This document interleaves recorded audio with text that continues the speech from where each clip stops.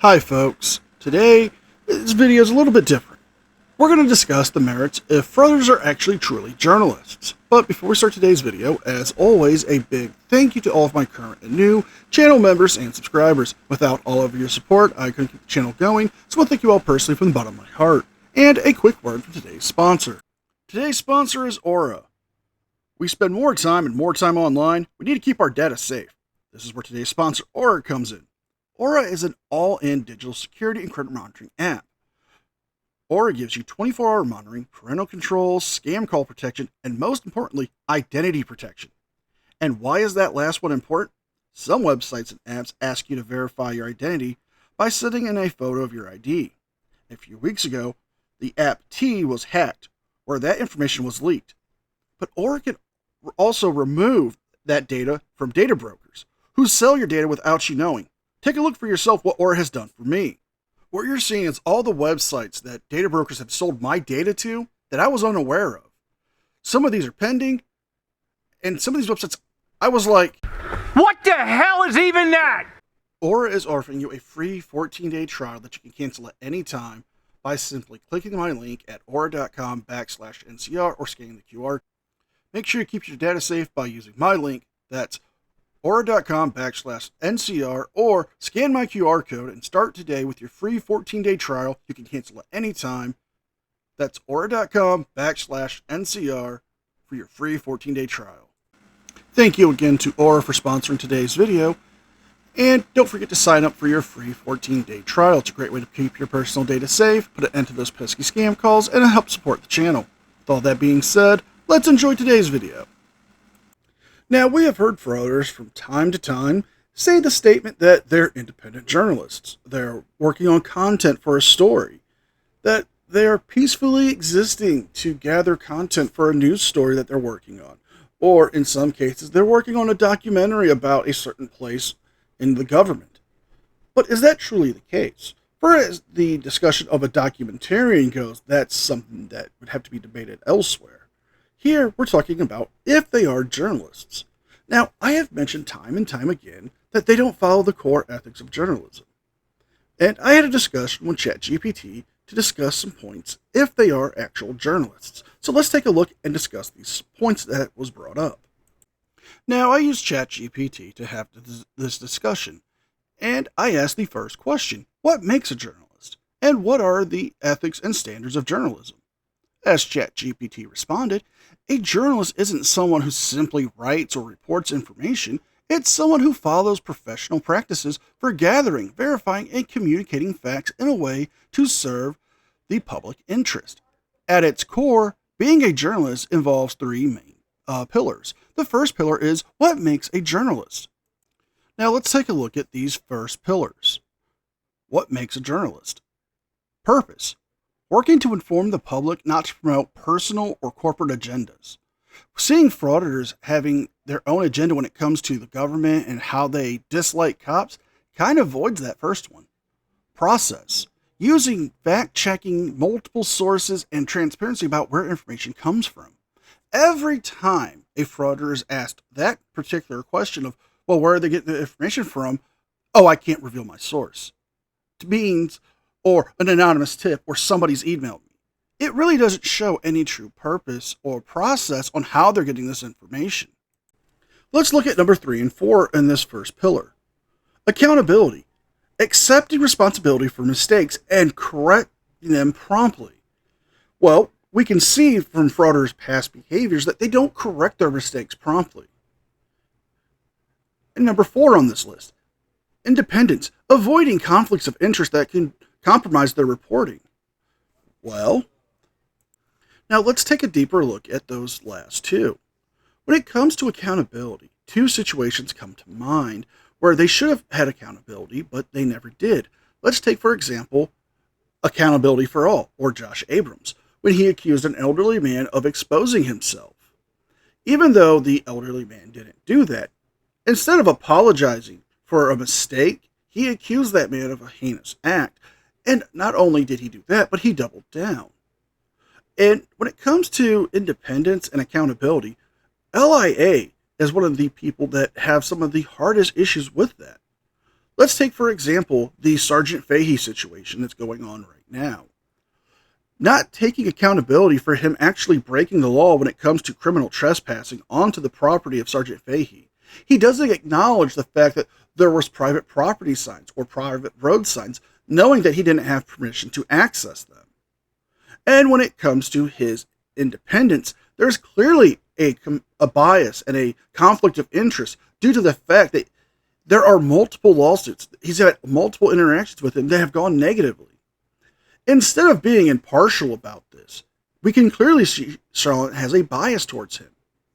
Now let's move on to the next and final part of the first pillar. And let's look at this last part, storytelling skills. Presenting facts clearly, elegantly, and in context. Every time we've seen Frauditor videos, a lot of them are heavily edited, providing very little context. They leave out crucial things that could be important to a discussion. For example, when we've seen frauditors get into interactions with police and they get arrested, sometimes we miss out on crucial facts or details of that arrest that could clarify if they were the instigator in this arrest or if they provoked it in some way. As we move on to the second pillar of the standards and ethics of journalism, we're going to get into the core ethics of journalism. And let's see how these break down and apply to frauditors in this case.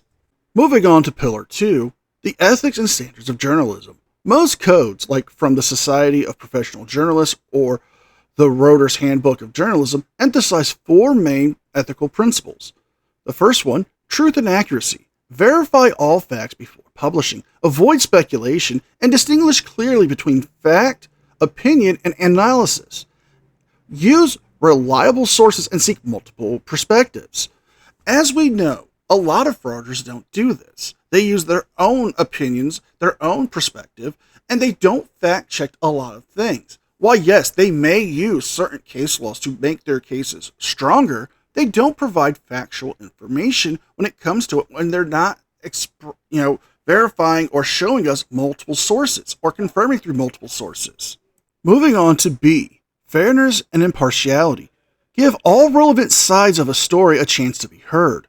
Avoid favoritism, bias, or sensationalism. Provide context so facts aren't misleading. Every time frauditors try to say they're being fair or impartial, they're not. With LIA's arrest this past month, there was a clear bias in his presenting of the story and his narrative. Not to mention the favoritism between calling out frauditors when they do something wrong in their own community. Nobody wants to hold them accountable. And providing context so facts aren't misleading, again, we have to only look at their community when they get called out. The incident most recently that was provided to us by Fraud Troll when it comes to good guy activism and David of New York, New York, where it was brought to our light and attention that good guy activism was trying to keep money raised for his bond. And instead of being transparent with it and trying to show that he's using it for court costs, he was trying to keep the money and to try to pay David of New York, New York off to keep his mouth shut by splitting that money with him. Now let's look at C, independence, avoiding conflict of interest, financial, political, or personal. Don't accept gifts, favors, or money from those who you're covering. Resist the pressure from advertisers, government, or special interest groups. We can see that there's an impartiality when it comes to their independence, because every time they do something, they're always saying that they're not working for a special interest. They're not, being, corrupted by the mainstream media or the special interest groups when they're their own special interest groups. They accept bribes when it comes to the forms of donations to encourage this bad behavior. And if we look at D, accountability and transparency, correct errors promptly and visually. Be open about the methods and sources when possible. Disclose any limitations in your reporting. They don't do these things. These are the four ethics of journalism that all true journalists follow, but yet we never see them do this. let's move on to the last pillar. Now, this one's highly important because it will disprove all notions that frauditors are truly journalists and carry themselves in the way that journalists should. This actually exposes them for the hypocrisy and, well, let's just be honest, the lies that they put out there when they claim to be independent journalists. Now, let's take a look at that last pillar. Common standards in practice. 1. Accuracy over speed. First is good, but being right is best. Protecting your sources, especially when anonymity is promised for safety or whistleblowing. Avoiding harm, minimizing unnecessary harm in cases involving victims, minors, or sensitive personal information, and clear separation from news and opinion. Label editorials, commentary, or sponsored content directly. Let's look at these 4 and see if these hold up to what these frauditors do. When it comes to accuracy, they would rather be the first one to get a video out for clicks and views than putting out stuff that might be right. Take the time to put out proper information. I mean, every time we hear a frauditor bring up Brandsburg v. Hayes, they leave out information stating that even though journalists are guaranteed the same information as the public, they're not protected or granted anything that's special to them. They're even able to be prosecuted criminally and civilly, but they leave that part out. Protecting sources, well, we've seen frauditors say they have their sources, but they never name anything. Avoiding harm is a big one here, especially when it comes to frauditors, when it comes to filming minors. We have seen them film minors before and leave that footage out there, leaving it to people who cover frauditors to debunk them to have to edit those children out. And filming sensitive information areas, like at DMVs, when people are at the counters giving out personal information. And with this last one, clear separation from news and opinion. Everything they put out is their own opinion. It's not actual news. They're not providing any context, any factual information that we don't already have. It's their opinion on what happens here. We're going to end this for right now. This is part 1 of a multi-part series that I will be doing to show that frauditors aren't truly journalists. From what we saw here and what I've discussed, can any of this actually hold up to how frauditors act? Clearly, they don't follow the core ethics of journalism. I have asked multiple frauditors in the past this question.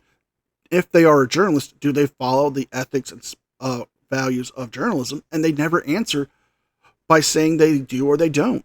They always avoid the question.